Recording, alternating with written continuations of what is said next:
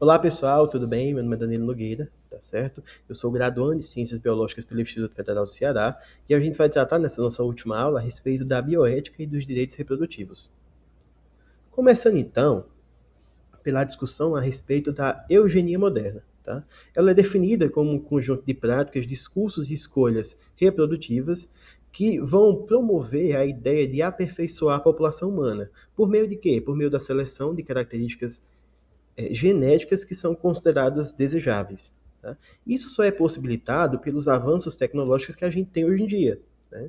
A genética possibilitou isso, mas a tecnologia associada a ela possibilitou, por exemplo, os testes genéticos detalhados, que vão identificar doenças, projetar, né, identificar se essas doenças podem surgir no futuro. Tá?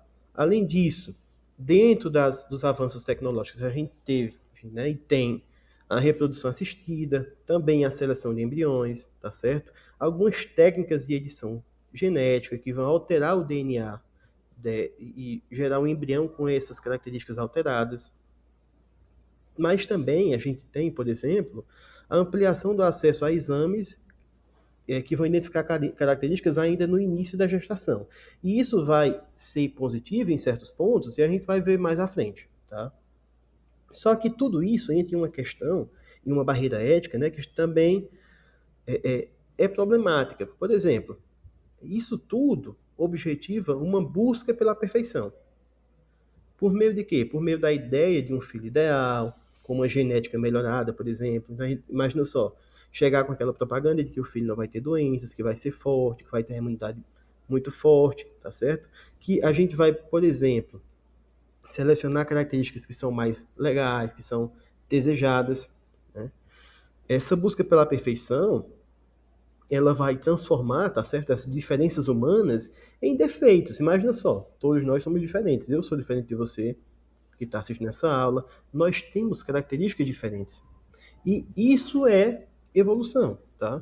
Isso, de certa maneira, é natural e é importante para a humanidade, tá? Para a natureza de maneira geral também. A gente tem uma grande pressão do mercado biométrico. Esse mercado ele vai oferecer correções genéticas, por exemplo. Então, essa propaganda de que é possível fazer alteração, sendo que não são trazidas implicações éticas a respeito disso, tá certo? Principalmente por meio da criação de uma ideia de melhoria de resultados. Isso vai trazer para a gente determinadas discussões, como por exemplo, a discussão entre seleção de embriões e as pressões sociais. Isso, por exemplo, não serviria, né, como forma de ampliar as desigualdades? Quem pode pagar vai decidir. Então, quem pode pagar vai ter as características selecionadas e vai ser mais, vai ser melhorado artificialmente, né? E quem não pode pagar vai reproduzir-se de maneira natural, né? Então, assim, que é o correto a ser feito, tá certo? Mas é bom discutir também a respeito dessa questão. Isso vai trazer como problemas, né, por exemplo, a redução da diversidade humana. Então a gente vai ter pessoas com características similares, por exemplo. Isso tudo vai trazer outros problemas que vão ser discutidos à frente, como, por exemplo, a pressão sobre gestantes e famílias para a interrupção da gestação, diante de certos diagnósticos. Então a gente já tem, né, o diagnóstico de que a criança vai desenvolver tal doença no futuro, ou já desenvolveu essa doença, né, durante a gestação. Então, o correto, né, e é trazido a ideia de que o correto é o aborto, ou, na verdade, a interrupção dessa gestação. Isso vai ser discutido mais à frente também. Tá? E o problema principal é justamente, né, o risco do retorno, né, a práticas eugenistas, que estão disfarçadas hoje em dia, né, de escolhas individuais. Alguns desafios, eles são atuais e devem ser discutidos, tá certo? Como, por exemplo, o uso da tecnologia. A tecnologia deve ser usada para quê? Ela é uma ferramenta importante, tá certo? Mas ela deve ser usada, por exemplo, para a promoção da saúde, né? Para o cuidado com a natureza, por exemplo, e não pela busca, ou não para fomentar a busca pela perfeição. Né? Ou sim, né? Cabe a discussão também. É, é importante entender o seguinte, que dentro desses desafios atuais, o maior deles está em respeitar a diversidade humana e biológica. É fundamental que a gente tenha, né, processos de mudanças de características, e isso é fundamental e é necessário. Como a gente falou antes, né, há uma possibilidade de descobrir doenças futuras. E isso também vai ocorrer no diagnóstico pré-natal.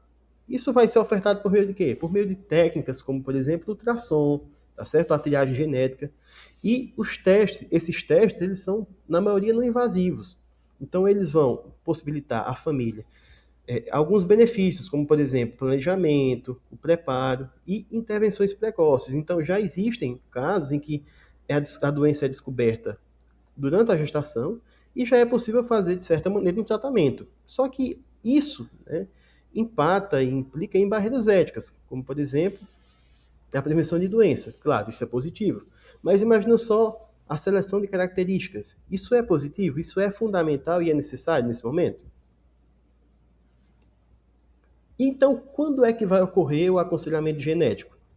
Né? Existem aqui, né, eu trouxe aqui um quadro para vocês, do livro de genética humana, que vai trazer as principais indicações. Por exemplo, ele vai ser indicado em casos de doenças de herança monogênica conhecidas, algumas anomalias cromossômicas, deficiência mental isolada, né, a idade materna e paterna avançada. Então, em todos esses cenários, e mais alguns que vocês estão vendo aí, é indicado o aconselhamento genético, mas para prevenir, né, e imaginar alguns cenários futuros.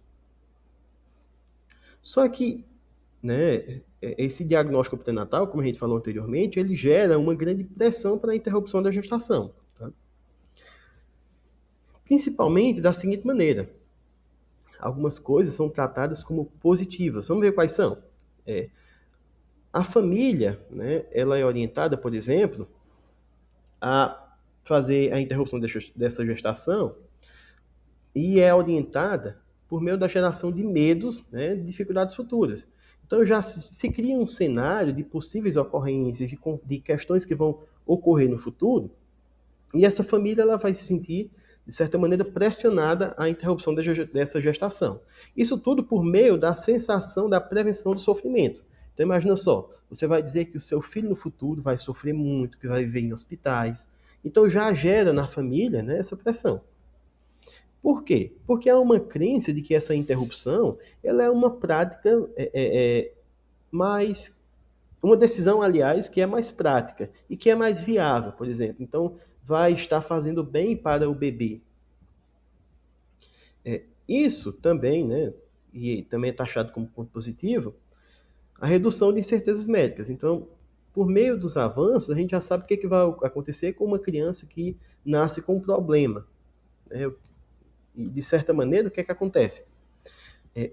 Isso é utilizado para induzir a essa interrupção da gestação. Isso serve, né, para a alimentação de uma visão capacitista de qualidade de vida. Então há a discussão do seguinte: essa criança ela vai estar vivendo, ela vai conseguir desenvolver-se, né, ela vai conseguir levar uma vida normal? Então essas questões elas vão gerar essa dúvida em relação e uma pressão para uma interrupção da gestação. Tá? Mas existem alguns pontos negativos e a gente vai pontuar agora. Por exemplo, a violência da autonomia reprodutiva. Então, as mulheres, né, as famílias, elas têm direito, né, essa autonomia. Elas reproduzem e vão viver da forma, vão ter os filhos e vão cuidar, tá certo? Porque isso é um processo natural, minha gente. Entre os pontos negativos também está a decisão baseada em desinformação, em medo, em pressão emocional. Né? Então a família já está em um momento complicado, que o processo de gestação, né, mesmo que quando não há algum diagnóstico, ele já é uma questão, né, que gera pressão emocional, né? Já gera medo. Então, diante desses cenários, quando há, né, uma decisão baseada em desinformação, o problema é muito maior. Também entra como ponto positivo o reforço de estigmas contra pessoas com deficiência. Né? Então, já que é possível selecionar, por exemplo,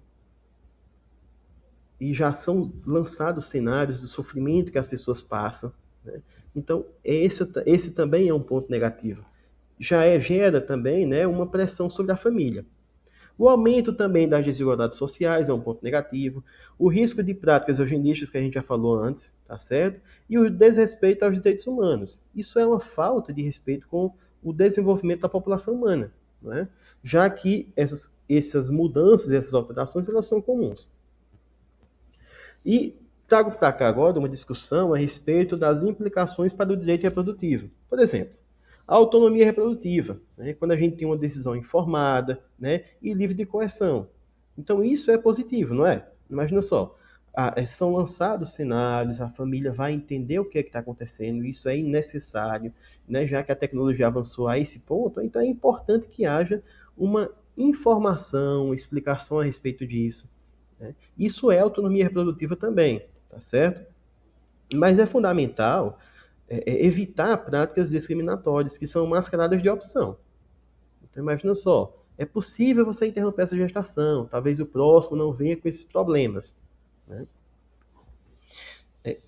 Também, pessoal, entra nessa discussão o acesso equitativo a exames e aconselhamentos genéticos. Então, será que uma família que vive lá no interior, né, que já vive e que já está reproduzindo-se entre si, de certa maneira, porque isso acontece ainda, tá? Famílias de zonas isoladas começam a reproduzir familiares com familiares, então primos com primos, mesmo que distantes. Isso em algum momento pode gerar um problema. Nesse caso, por exemplo, o exame ele é legal, ele é fundamental. Esse aconselhamento genético, por exemplo. Porque imagina que no futuro vão surgir anomalias nessa população. Então, nesse ponto, isso é comum. Isso, aliás, isso seria importante. Mas esse acesso a esse aconselhamento genético, ele é equitativo, então ele vai servir para as populações de classes sociais desfavorecidas. Para concluir, pessoal, eu mais trouxe dúvidas do que esclarecimentos. É, eu trago para vocês o seguinte, que é importante a gente questionar os discursos de aperfeiçoamento biológico, tá certo? Isso, principalmente, essa conclusão, ela se encaixa muito bem na disciplina de genética. Então, é fundamental que nesse ambiente haja essa discussão, tá certo? Esse questionamento acerca do aperfeiçoamento biológico, tá? É fundamental que haja uma valorização da diversidade humana. Isso é comum, isso é fundamental, tá? Isso faz parte da nossa evolução. Também, né, entra como dica, né, e para fechar essa discussão, é a promoção da empatia e da inclusão. A gente percebe que, ultimamente, esse processo de inclusão, principalmente das pessoas com deficiência, ele tem avançado, ele tem progredido. Então, hoje em dia, né, há uma grande qualidade de vida, de certa maneira. Tá? A ciência, e para fechar, ela deve estar a serviço da dignidade, né? A serviço da população, e não como ferramenta de exclusão. Então, não é correto, por exemplo, promover essa seleção de características de forma artificial. Tá? Para fechar, né, mais uma vez, eu trago aqui para vocês uma sugestão de leitura. Aqui de início a gente tem esse livro, né, que vai tratar de genética por meio de quadrinhos. Esse é um livro bem legal, tá? E como segunda indicação, eu trago aí para vocês o livro do Pirula, né, que é um livro bem conhecido, Darwin Sem Frescura, principalmente no capítulo 8, né, que vai tratar também dessas questões. Essas são as minhas referências e agradeço muito pela atenção de vocês.